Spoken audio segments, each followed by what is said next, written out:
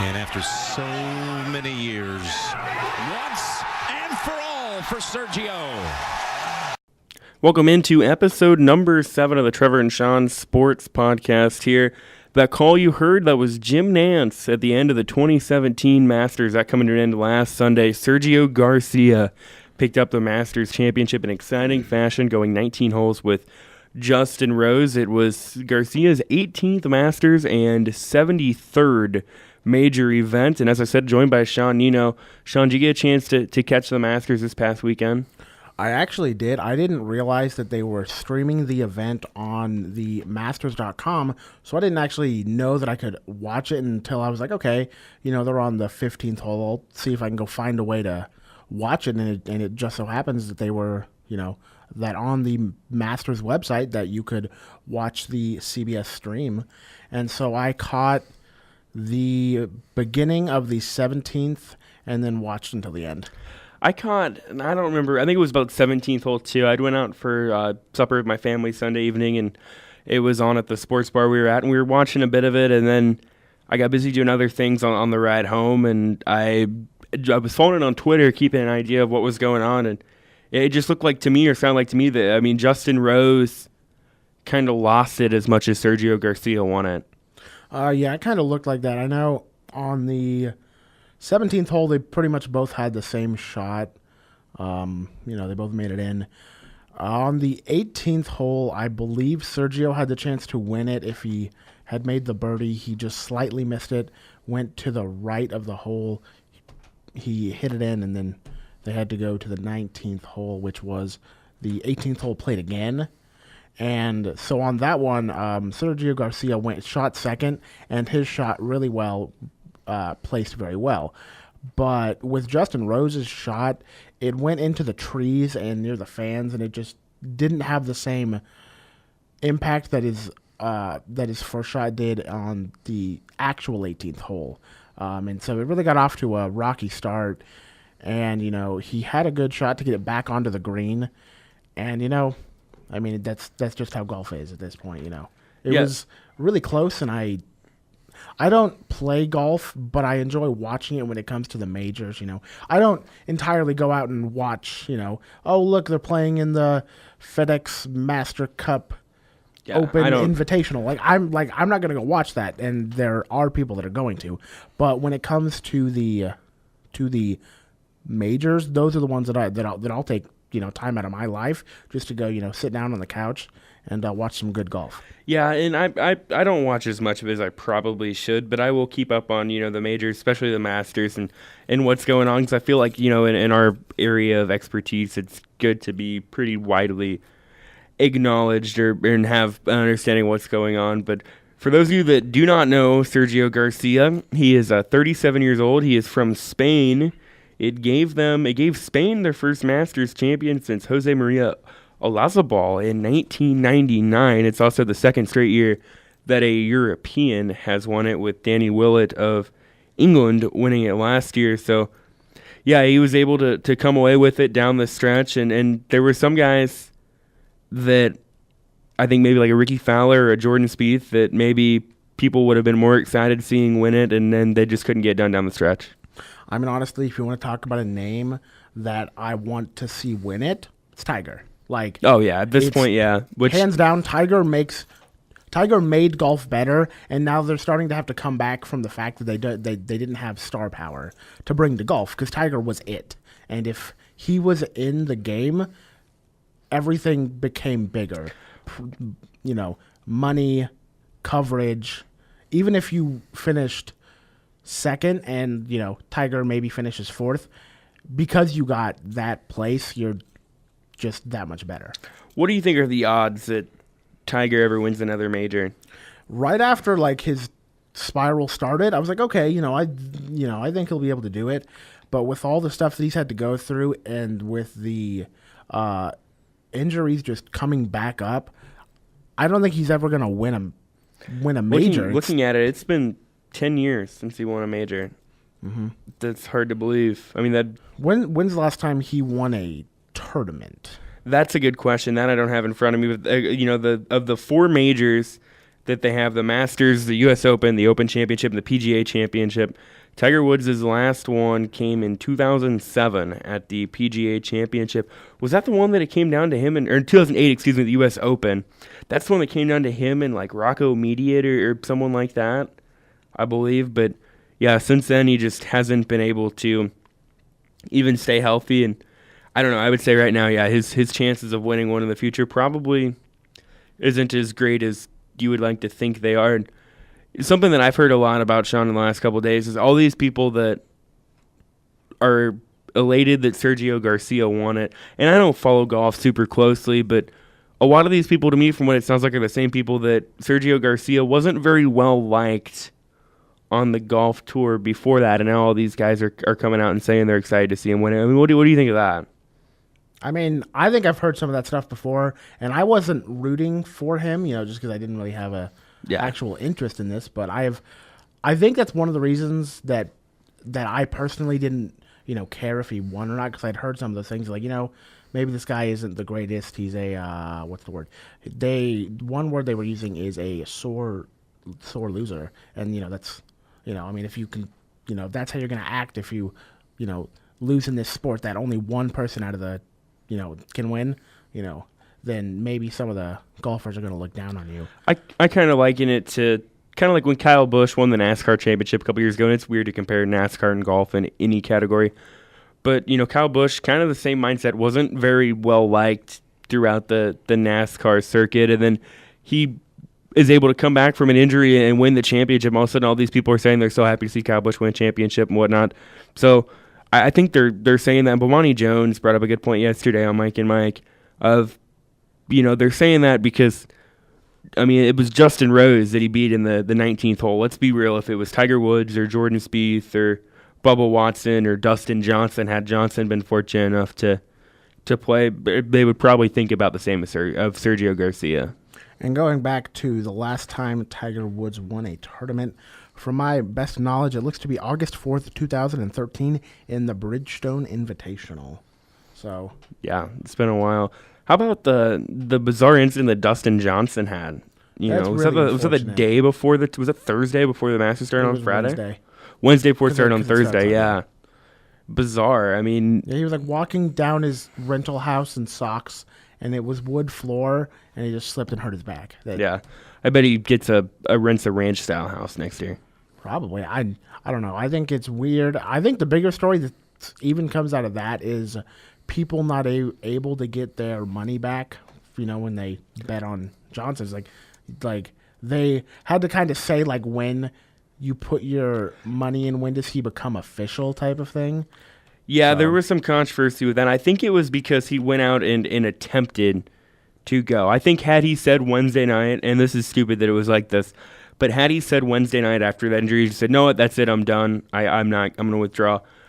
It might have been a little bit different, but yeah, I do think it is kind of crappy that's how that worked out. They put money, and he was the favorite. I mean, he was the number one ranked golfer in the world going into the tournament. He was everyone's hands-on favorite to win it all, and then he doesn't get the chance to participate. And I'm sure there's a lot of people that put significant amounts of money on Dustin Johnson, and he never took a shot at the Masters. Yeah. So that's basically about all I have on the Masters. Anything else you'd like to add on to that? No, I mean, I don't know when the next major is. It is June 15th at the U.S. Open, and that is in Erin Hills. Where? See if I can find that out.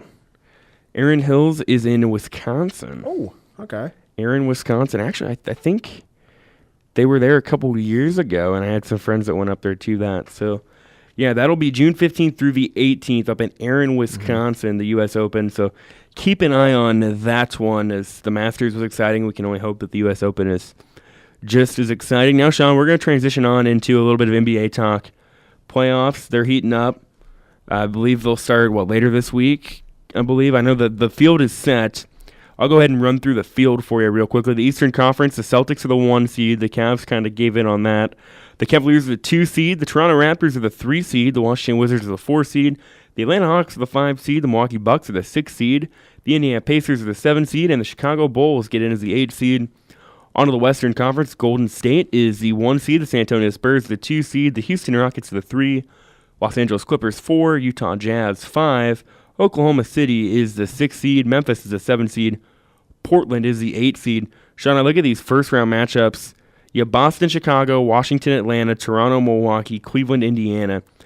I think the most intriguing one for me out of the Eastern Conference is the Toronto-Milwaukee matchup. I think Milwaukee is a team that they could probably beat Toronto. I don't think they'll get by Cleveland if they get to the semifinals, but I think Milwaukee could win a series.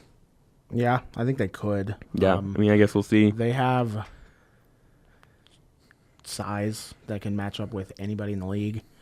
Honestly, I haven't watched enough of individual teams to be able to be like, oh, yeah, this is what this team does well, or, no. But, I've been able to keep track of who's good and who's not at this point. Yeah, and on to the Western Conference, your matchups, Golden State, Portland, the LA Clippers in Utah, Houston, Oklahoma City, and San Antonio, Memphis. Sean, I'm going to make a bold prediction that Thunder Rockets matchup is going to feature a league MVP. I'm not sure who's going to be the league MVP, but it's going to be one of those two.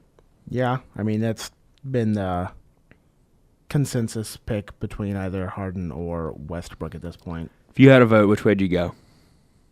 This is really hard because on one side, Westbrook has done what has never been done before. Well, he's averaging a triple-double, but then he has 42 triple-doubles on the season, which that has never been done. He passed Oscar Robertson's record by 1. But then the James Harden decision, his team actually won more games, and I think that also plays a key factor into it because there has never been an MVP to win on a team that has less than 50 wins. And Oklahoma City had, was it 51? No, they had, I think, like 47. I just saw it. I just saw it. I don't remember what it is. They had 47. Yep, you're right. Yeah. So, yeah, that plays into effect. Like you said, Houston had 55 wins. I've been kind of on the fence about this one, too. Russell Westbrook averaged a triple-double throughout the season. But then again, you look at some of those. Nobody else on that team was rebounding except for Russell Westbrook. They kind of let him. Yeah, that's the way it looked. Is they were like, oh, Russell, you need to get so many of these to average a triple-double in the season. Well, here you go. If we just walk away and you get the rebound, who's it going to hurt at that point? How many times throughout the year did they have him in a situation where they probably could have pulled him out, whether they were up 20 or down 20, and they kept him in because maybe he hadn't already had the triple-double, or maybe they wanted to keep that average up. That number could be kind of skewed, I think. And don't get me wrong, what he did this year was incredible. But James Harden didn't have a bad season either. You look at James Harden's stats, he was just 2 rebounds shy of a triple-double as well. He had 11 assists and 8.1 rebounds a game. So, and I argue with people on this too, and I got to argue with someone about this on social media the other day. If LeBron James wanted to average a triple-double, LeBron James could. If Kevin Durant stayed healthy for a whole season, he maybe could. I don't know. James Harden could if he wanted to. I think that's kind of underselling how impressive it is what he did, because I don't think you can just go out there and average it because of just how games work. But yes, I do believe that there are about 4 guys that could. Yeah. No, that's just it. But LeBron would rather win championships. Yeah, I don't think he cares about the first 82 games. No, and it's obvious. The way they finished regular season, they don't care. I'm torn on this MVP debate. I think to me there's one of 4 guys that can get it, and really, no matter who gets it, I have no problem with any of them. I think Russell Westbrook, I think James Harden, LeBron James, Kawhi Leonard. If any one of those 4 guys get it, it's well deserved. I don't think there'll be a unanimous decision by any means. I think Russ will get it because it's never been done before, but I don't know. I'm kind of on the fence between whether I would vote him or James Harden. But then you go LeBron James. The MVP debate, it all depends on what your definition of MVP is. Is MVP the best player in the league? Is it the guy that actually is the most valuable to his team? Because you look at all 3 of those guys, you can make the argument. But, the Cavaliers, the way they played this year, the Cavaliers are probably not in the playoffs with LeBron James. Houston, Kyrie will help them get there because I don't think they're horrible. But they're probably, a 6 seed? 7 seed? Not probably? Even that. But yeah. It's very hard to tell because LeBron James does so many things himself that it's like, well, you would have to get 3 or 4 other players to really be able to get what he does for the Cavaliers. Yeah. And then you look at, James Harden, they're the 3 seed in the West. Yeah, I mean, who's on that Houston team? Sam Decker? Clint Capella? Is Clint Capella on that team?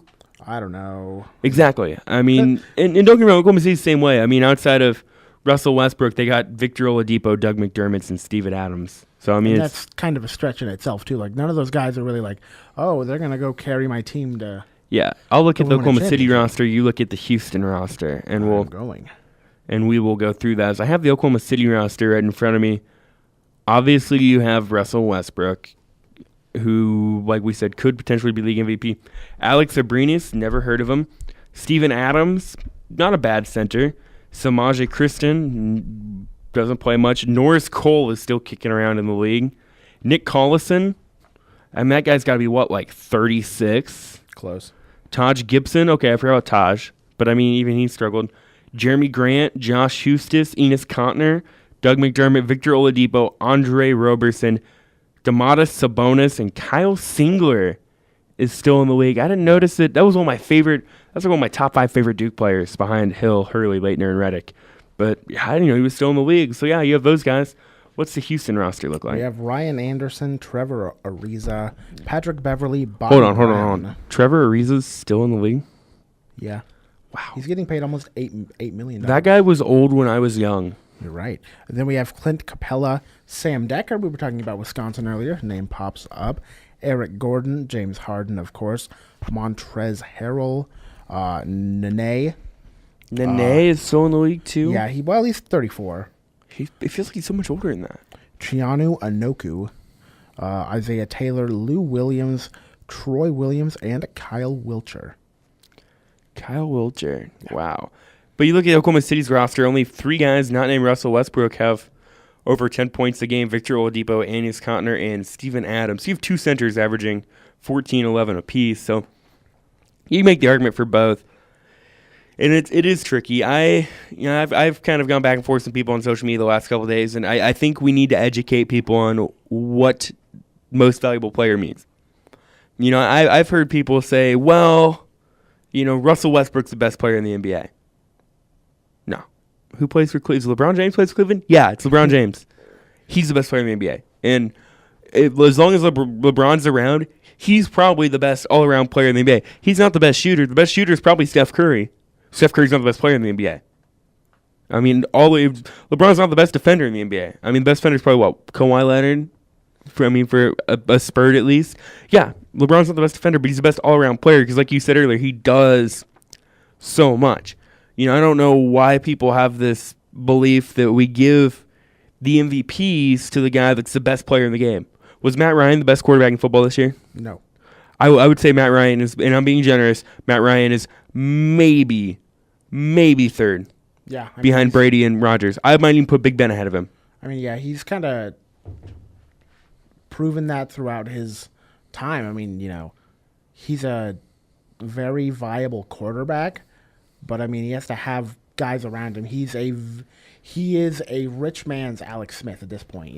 He can get you there, and as you saw with the 28-3 lead, yeah, that they can do that. He's not as mobile as Alex, but he can still, he still has to have guys around him, and he does. Julio Jones, one of the best wide receivers in the entire league, and so. Yeah, he had a lot of weapons around him, but I mean, it's just the MVP doesn't mean best player. It means they had maybe the best season.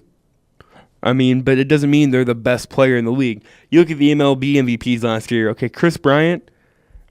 I think Bryce Harper was probably better than Chris Bryant, but Chris Bryant got hot at the right time. He gets it. Mike Trout might be the best player in Major League Baseball, but where I argue this, he plays on a garbage team. I think you have to find the balance between what they produce and how their team does. I mean, let's look at the NBA standings here real quickly. Let me look at them. I don't think that you can have a bad team, but because you have a good player on a bad team, it makes them MVP. Okay, the Knicks, okay. Kristaps Porzingis. If Kristaps Porzingis would have had, a triple-double type year, no way in the world should he have been MVP, because it wouldn't matter because they were 31 and 51. I mean, how can you be valuable to your team when you don't even win the MVP? Mike Trout last year, the Angels were like 79 and 83. And he was MVP because he was so good. But to me, unless you hit like 60 home runs and bat like 350 throughout the year, no. I mean, I'm trying to think of an NFL team last year that kind of struggled as a really, really good quarterback. Carson Palmer. 2 years ago, Carson Palmer was runner-up for MVP. Didn't have a good year last year. If Carson Palmer would have thrown for 45 touchdowns and 15 interceptions, his team still somehow finished 7-9, would have been MVP. That's why David Johnson wasn't as much in the running as he probably could have been or should have been last year, because his team didn't produce, so therefore it really didn't matter.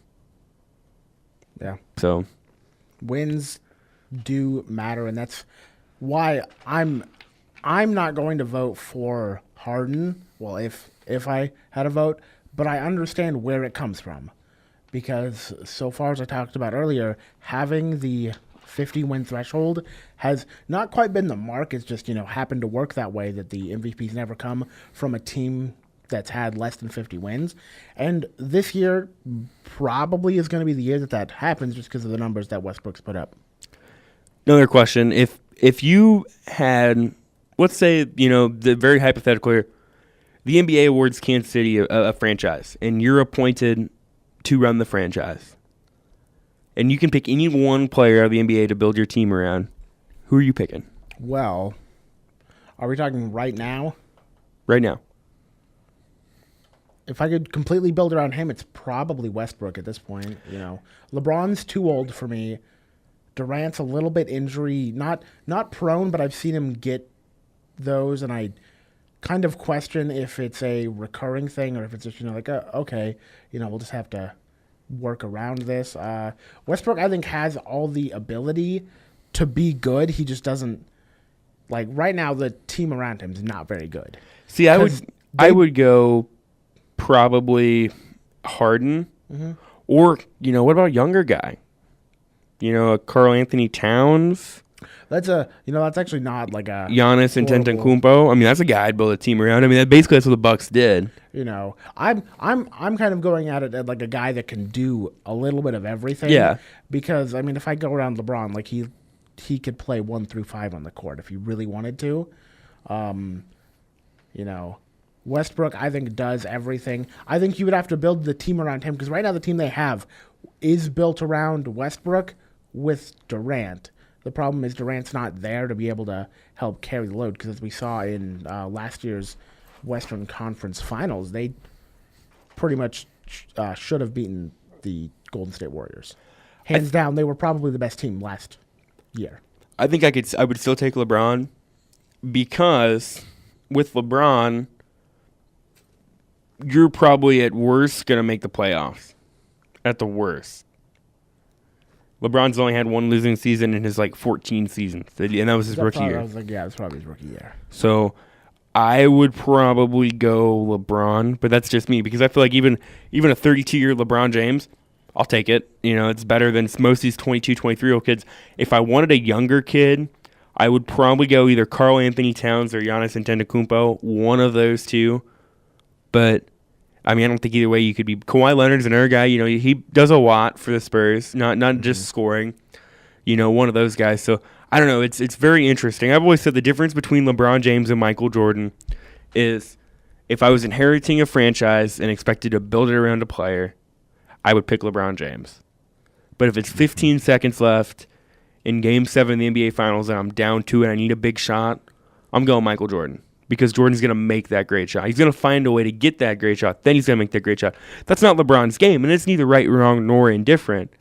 I was one that back in the day was kind of critical of LeBron's, late game antics and not maybe taking shots when he should have. But, the older you get, the more I realize that wasn't necessarily who LeBron was. It is who Jordan was. Mm-hmm. So, I don't know, kind of my little rant. It feels good to rant a little bit, and Sean, moving over now, one topic that I know you're kind of really interested to talk about, Kansas picking up a couple of transfers. They're going to have to sit out a year, but some good gets for Kansas. Yeah, it's KJ Lawson, and I can't Diedrich. remember. And Diedrich Lawson. They were released from, they transferred out of Memphis. They were from the city of Memphis. Their dad was, I think, an assistant coach on the squad, similar to how Michael Porter Sr. is on Missouri. So, that's the similarity there. But he got fired after this past college season, and then the kids were like, well, they don't really like Tubby Smith anyway, and there's like, well, I mean, we're not gonna stay here, so they decided to go to a program where they're gonna be able to play in a year. Yeah, they'll have to sit out this upcoming year, and then is one of them a sophomore and the other one a freshman? Yes, they're brothers, but they're not twins. Yeah. They both came in at the same time, but one of them redshirted. Yeah, so, that'll be interesting. We had this conversation kind of a little bit the other day, and you were saying, man, if it wasn't for the one-year transfer set-out rule.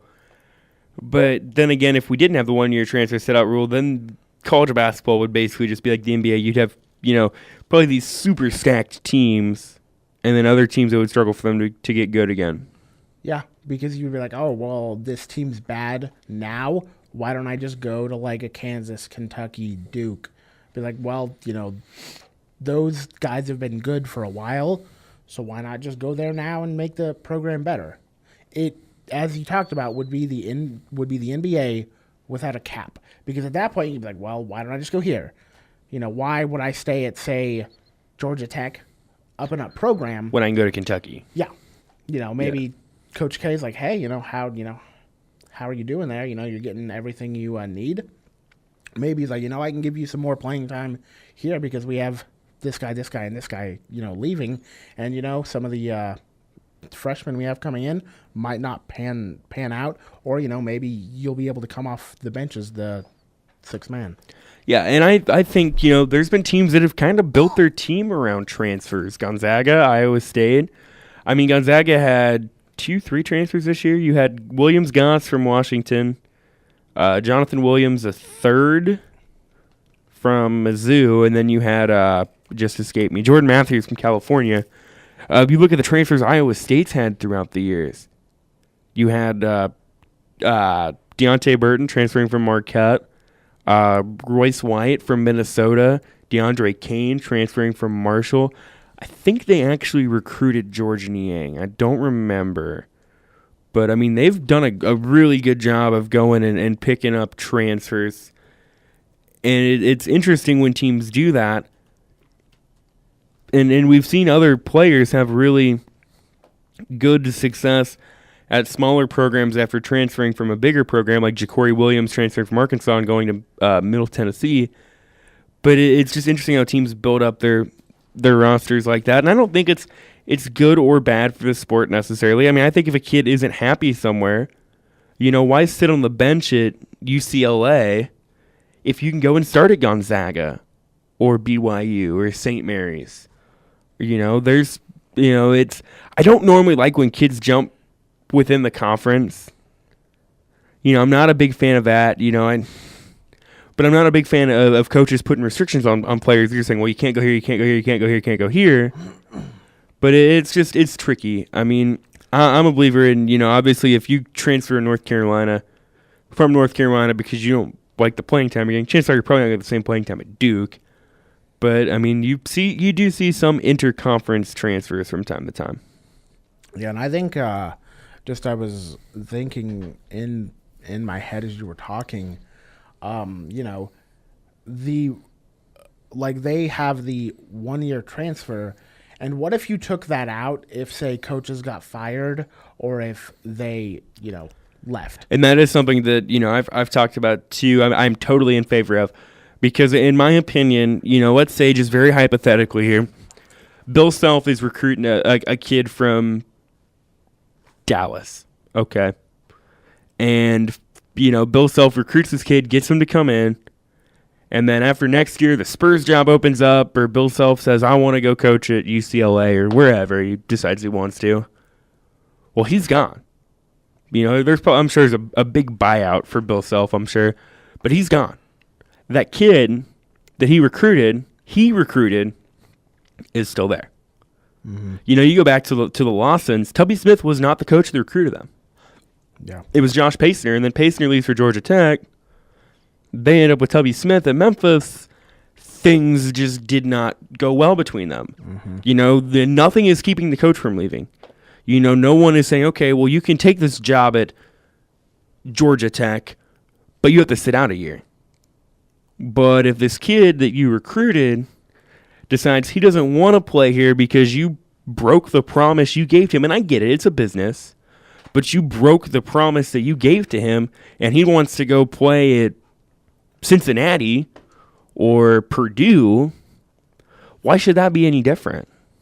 There's like a word that you used today. It's a very interesting term for college basketball, that it's a business. Because, you know, throwing my little idea out here, calling it a business means you should probably pay the guys that work. And that's for a whole different discussion. We probably shouldn't call it a sweatshop. I mean, because that might, you know, and that's paid. I mean, yes, they get paid in a sense. It's not monetary that you can hold.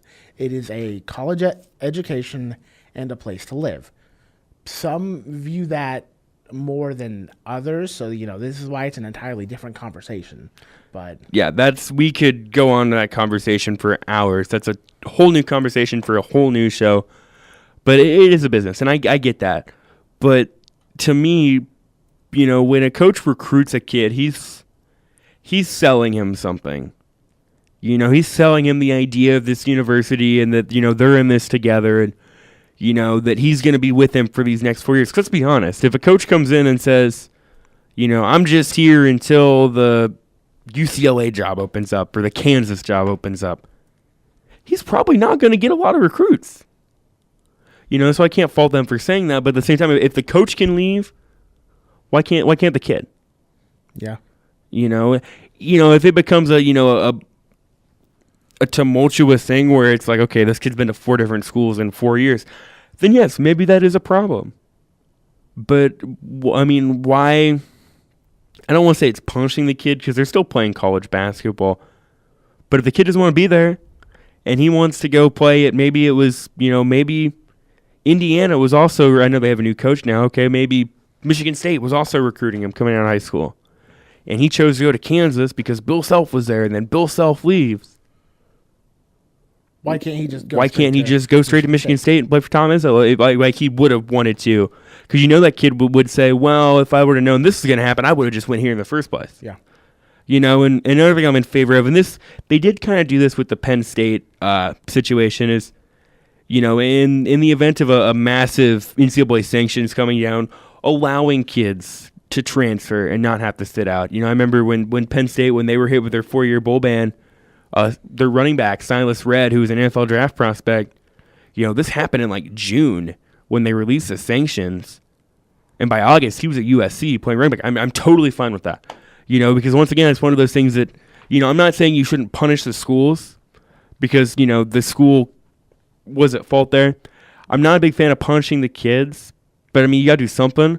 So why not, you know, because, I mean, there's got to be sanctions coming at Baylor, isn't there? There's got to be, right? Yeah, I mean, that's what we've been told, you know. I mean, is it going to be... Nothing's happened yet. Is it going to be death penalty? Is it going to be something similar to Penn State? I mean... I don't know. I would say probably something similar to Penn State. Probably a 4-year bowl ban and lost a ton of scholarships. Okay, let's say you're a sophomore at Baylor right now. So by the time you recruited, this whole thing had not really came out yet. And tomorrow, the NCAA comes out and says, Baylor's banned from the postseason for 5 years. Lost of scholarships, lost of this, lost of that. Why should that kid not be allowed to go to, even if you Texas A&M, LSU, somewhere like that? Why should that kid not be allowed to? You know, it was, you know, he came there with the idea that he could play in bowl games and it would better enhance him, and then he got the short end of the deal. I mean, I don't know. I don't get it. And there's been some good transfers in college athletics. Baker Mayfield transferred from, was it Texas A&M, Texas Tech that he transferred from? I believe so. And then Trevor Knight went from Oklahoma to Texas A&M. I'm drawing up. There was another one that I was thinking of from college football. Drawing a blank on who it was. And college basketball, like we said, had a plethora of them.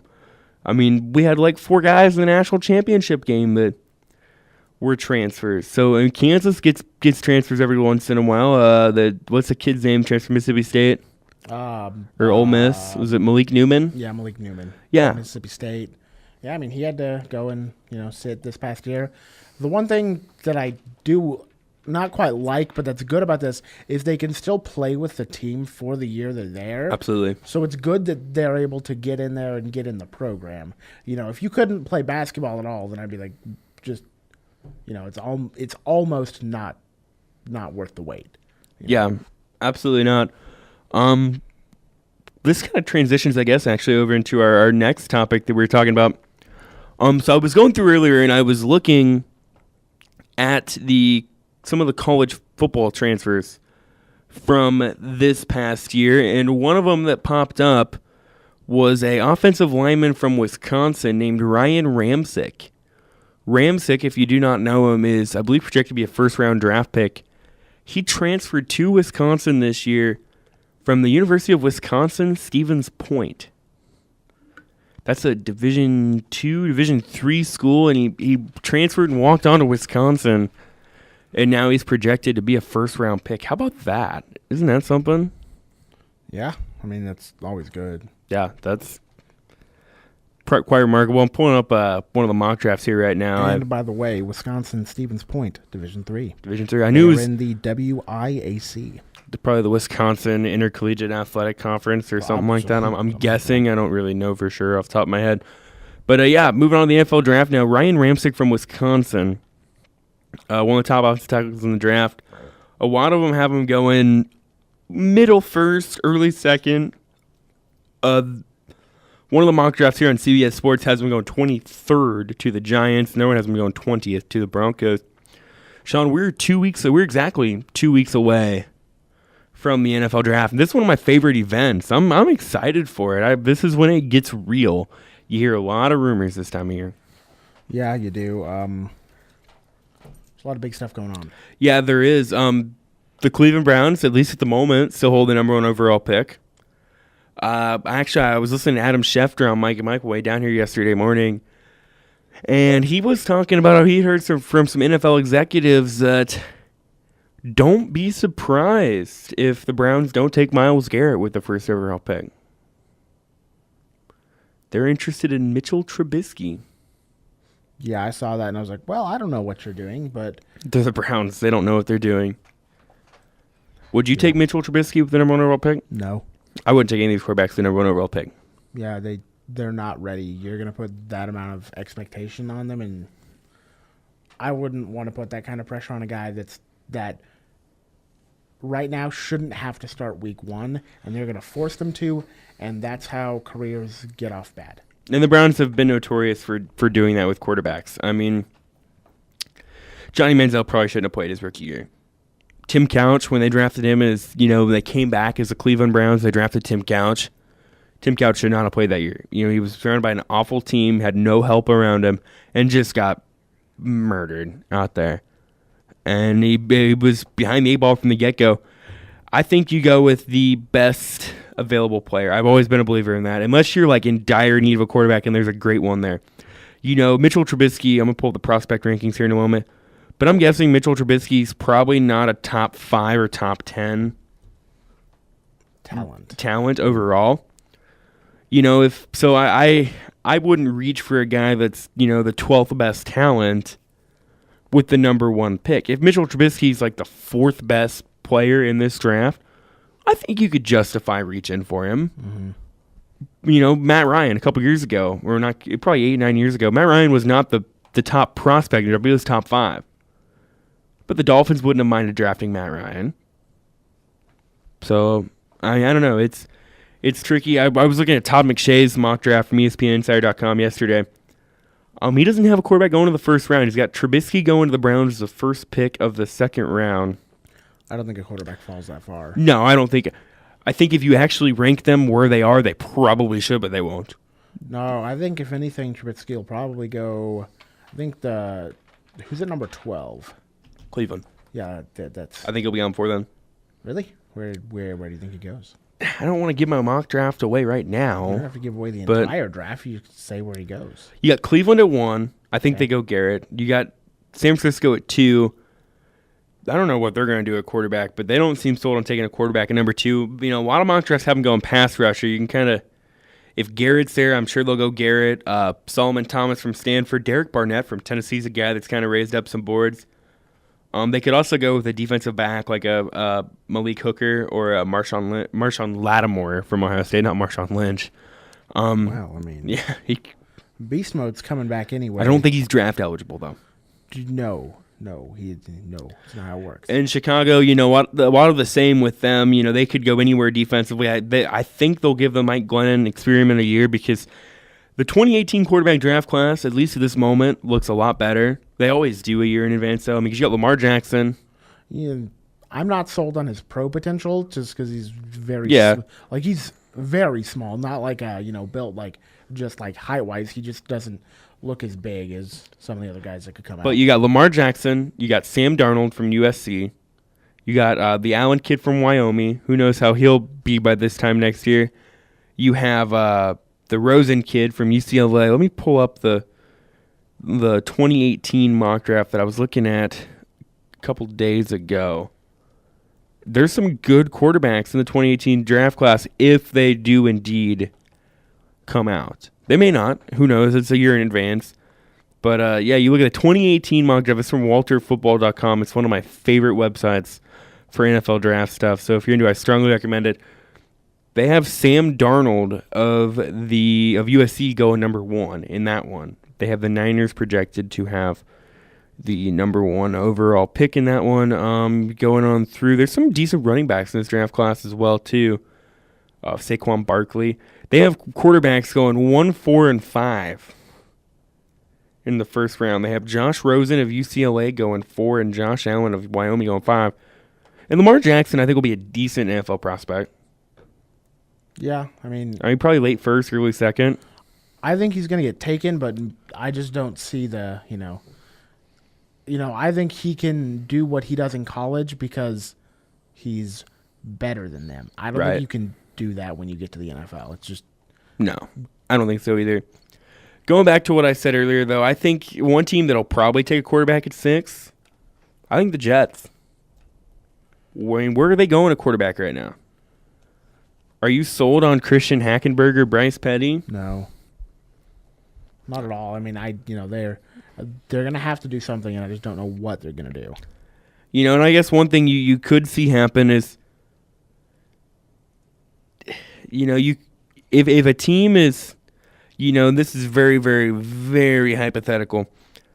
Could you see the Browns maybe if they're that in love with Trubisky and they're not as in love with Garrett as people say they are? Could you see them trade down to like around that area, stockload some picks? Let's say they trade with Tennessee, or Jacksonville. Jacksonville's a team that could use a pass rusher. They could use everything. Trade up. Jacksonville draft Myles Garrett. Cleveland fall back to 4. They're still getting Mitchell Trubisky. He'd actually be a little cheaper if you draft him at 4 than if you draft him at 1. Cheaper. You're still getting your guy, and you're stocking up draft picks. You probably can get a first rounder for next year, a second rounder for next year. I don't think he probably won't be there at 12. Deshaun Watson might be. It just depends how much you're in love with Deshaun Watson. Maybe Deshaun Watson has flaws in his game. I don't think there's not a quarterback in this draft that I would be 100% confident handing the offense over to week 1. Am I wrong? Did you see any different? Because I don't.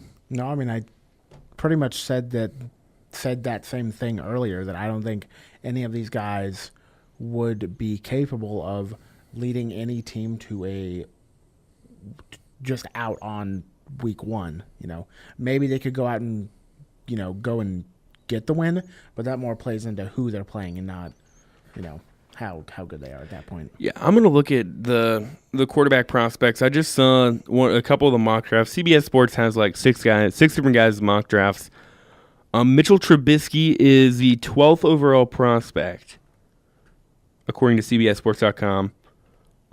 The highest ranked offensive player is O.J. Howard, the 10th round. That's a guy that I actually do really like. I wouldn't be surprised if he goes top 10.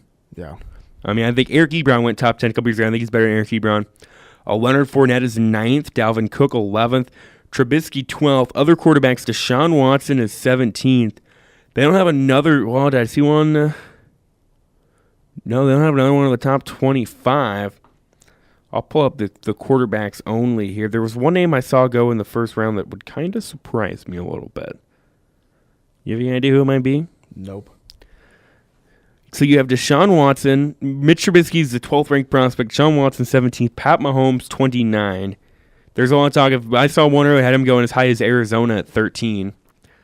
Deshaun Kaiser at 46, and this is the one I saw him just a minute ago going 25th to Houston. Davis Webb of California. Go ahead. Houston, I mean, you don't have a quarterback anyway, so... Yeah, Tom Savage. Tom Savage is not the answer to Houston's problem. You have Tony... Oh, wait, no, he went to CBS instead. Nope, he's definitely in the broadcast booth now. Yeah. I think Davis Webb would be a good second-round pick. Maybe. Second, early third. I think he has the potential. You know, he's a big guy, 6'5", 230. That is kind of what, well, that's not what you need, but... You know, he's mobile, too, for his size.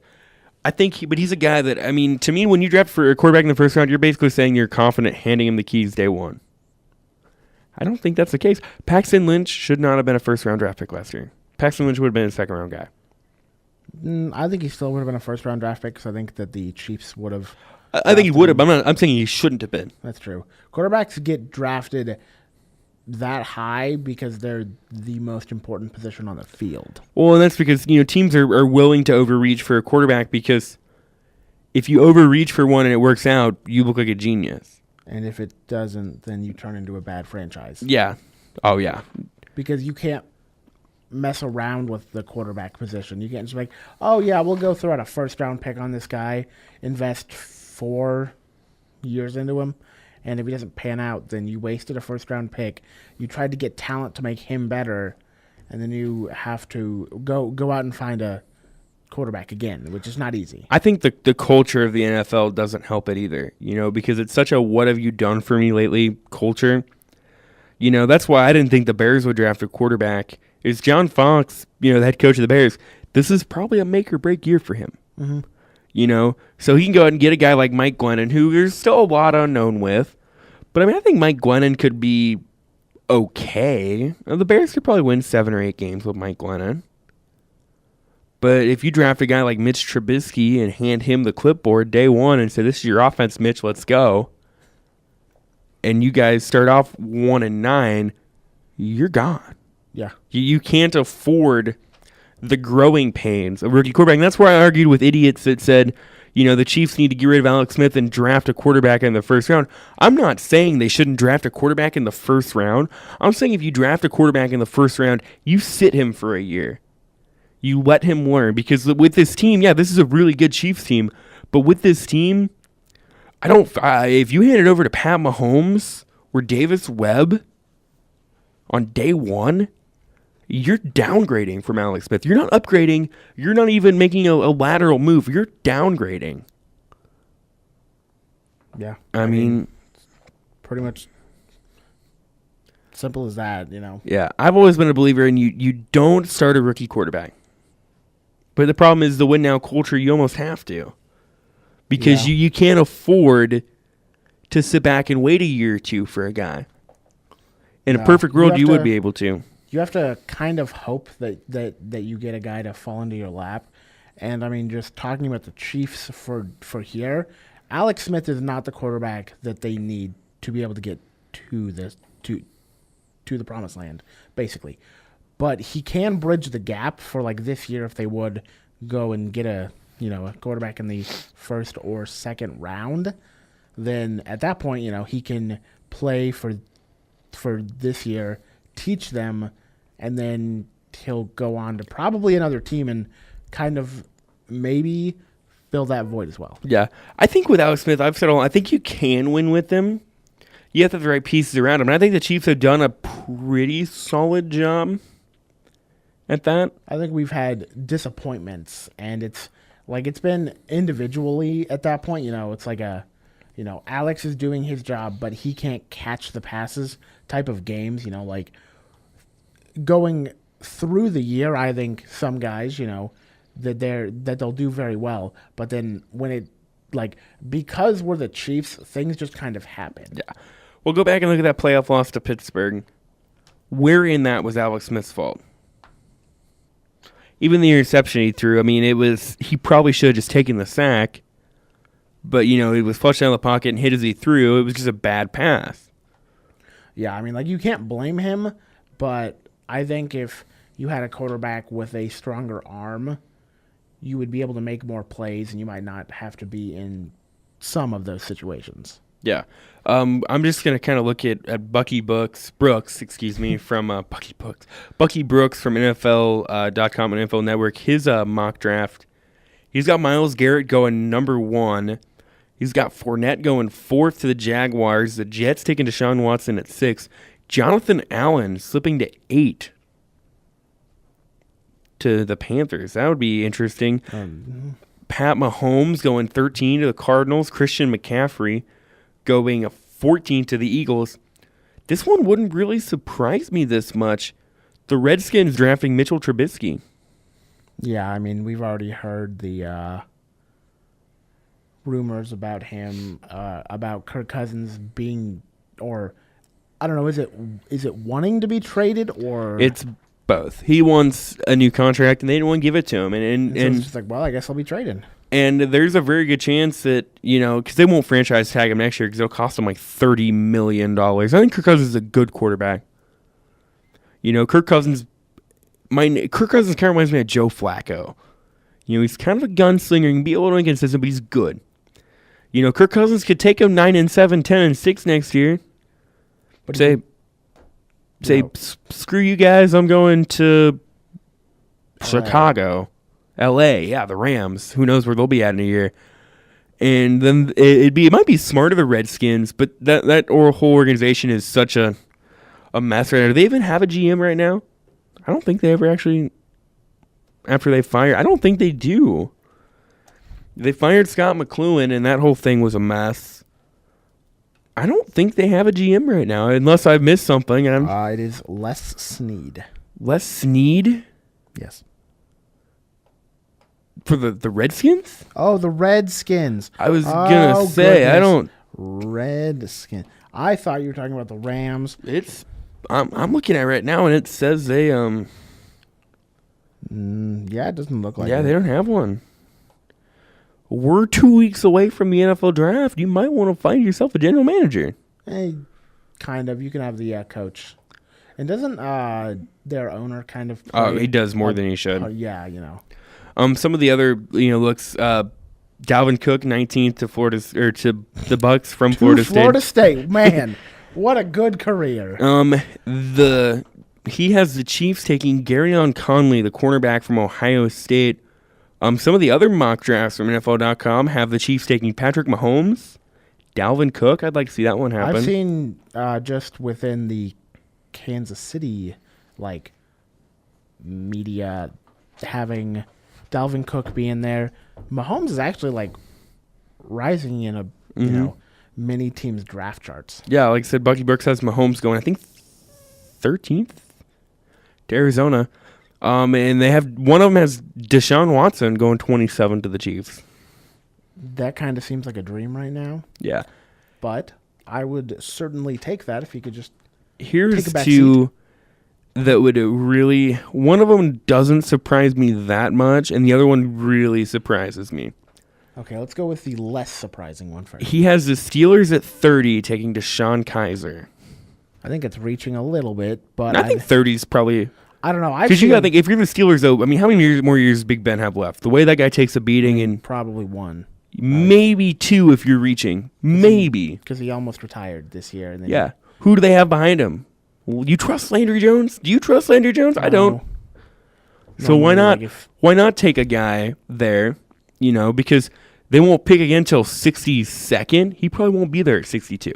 I don't know. I've seen a lot of things where that there might not be a quarterback taken for a while. Yeah. You could see some of these guys. Todd McShay had the first one going. going 33rd. I'll pull up Todd McShay's here in a minute. And then he also had Kaiser going 32nd to the Saints in one of them. They made the trade with New England to get for Brandon Cooks. That one, it surprised me but doesn't, because they drafted Garrett Grayson a couple years ago in the second round. They thought he'd be the heir apparent to Drew Brees, but they must not feel that comfortable with him. Are you ready for the one that really surprises me? Please. Pick number 29, the Green Bay Packers. Guess who he has going there? Is it a quarterback? Joe Mixon. I mean, Joe Mixon has a top 10 talent. I don't know if I'd say top 10. Okay, I'd say first round, though. First round talent either way. I don't think they can take the I think the Packers can take the PR hit. Yeah, there are not very many teams in this league, I think, can take a hit like that and be able to mold a guy. You really have to have like a community feel to your team. More if you can't be like Cleveland. To me, I think there's about 3 teams I think could take Joe Mixon and it work. I think the Chiefs are one of them. Mm-hmm. I think the Packers, maybe even the Ravens, and the Patriots. Yeah. The Bengals probably will. I've always thought I think Joe Mixon will go in about third round to the Bengals. That would be kind of interesting to see him go in the first round, though. Yeah. He shouldn't go in any round, but it's a business, as you talked about earlier on in this podcast. Things, they don't have to make human sense, if that makes any sense to you. Because if you can win with this guy, then that's all that matters. Absolutely. Quick look at Todd McShay's NFL mock draft. I have it up courtesy of subscribing to ESPN Insider. It's a good deal, man. I mean, it is. You need to do it. I hate when it comes up and I'm like, didn't say it was an inside. See, but like $4.99 a month. It's $5 a month. Yeah, $5. So it's like a coffee. Yeah, we spent more than that at Dairy Queen today. Yeah, you're right. But I don't know, man. Yeah. So we look at the Browns. Like I said, he has Garrett going 1. He hasn't taken O.J. Howard 12th. Doesn't have a quarterback taking until Mitchell Trubisky at 33rd. Has the Niners taking Solomon Thomas at number 2. Deshaun Watson going second round, second pick. So you'd have no quarterbacks going out in the first round and then going in the first 2 picks of the second round. Has the Jets taking Deshaun Kaiser in the second round. One that kind of stuck out to me is he has the Chargers taking Corey Davis at number 7. Might be a little bit of a reach. Maybe. Pat Mahomes in the second round of the Chargers. Philip Rivers is getting up there. Yeah. So he has kids to look out for now. There's a lot of kids actually. Yeah, there's probably going to be almost as many kids in Philip Rivers' house as there will be in fans in Chargers Stadium next year. Goodness, I hope so. Yeah, probably. Leonard Fournette going 8th to the Panthers. Going to run through some more of these. He has the Bengals taking a running back from Oklahoma in the third round, but it's not Joe Mixon. It's his teammate, Samaje Perine. Kevin King of Washington, the corner, going 12th or 11th to the Saints. That's kind of a reach. Another tight end going 13th, the Cardinals, David Njoku of Miami. I've heard a lot of good things about him. Jabril Peppers dropping to the second round to Arizona. I've heard Pittsburgh's in love with him. So if he's there, who knows? The Cardinals also taking Nathan Peterman, the quarterback from Pitt, in the third round. Eagles, he has them taking Christian McCaffrey at 14. That seems to be a popular one. Let's see. Has Joe Mixon going to the Redskins at pick 49. But like we said, that organization right now is such a disaster, it wouldn't surprise me. Yeah, I think you have to have a mix of where you are and how your team is run. Because Cleveland, while there may not be a lot to do, they're not, run very well, so they might not be able to control him. They're getting better. Yes, but I mean, we can only tell by, what we've seen. Clearly, Cleveland hasn't been good. No. So, and I think if he goes to LA, I think, is going to be a bit of a dangerous place for athletes, just to oh, it's 8 at night. Yeah. What am I going to do? Am I going to, Or New Orleans. go, am I going to go home and sleep, or am I going to go out? Let's be honest, they're going to go out. Yes. You might not have like a crazy wild time, but, just say, hey to friends, sit out in a VIP lounge and just get drinks. Another interesting one, Dalvin Cook to the Raiders at 24. That scares me. But who knows if they get Marshawn Lynch.